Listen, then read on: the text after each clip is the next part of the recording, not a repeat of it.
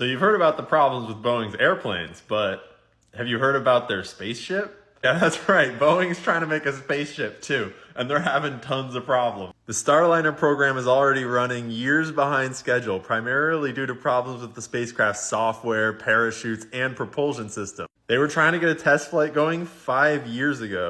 And then last year, just a couple months before it was supposed to launch a crewed test flight, they discovered that it had problems with its parachutes and that Boeing had installed flammable tape inside the capsule's cockpit. They were about to try another manned test flight on May 6th, and then they halted the countdown because they had a valve leaking. While they were checking out the helium leak of this valve, they discovered a whole other problem with the propulsion system that would make it so that in the wrong scenario, they wouldn't be able to fly back down to Earth and they would just float off into space. Whoopsies. They fixed that. Don't worry, it's going to be fine. But they decided that the helium leak would be too costly and time consuming to fix, and it's not really a big deal, so they're just going to fly with it anyway. This is for real. They say, quote, "It's not a safety of flight issue."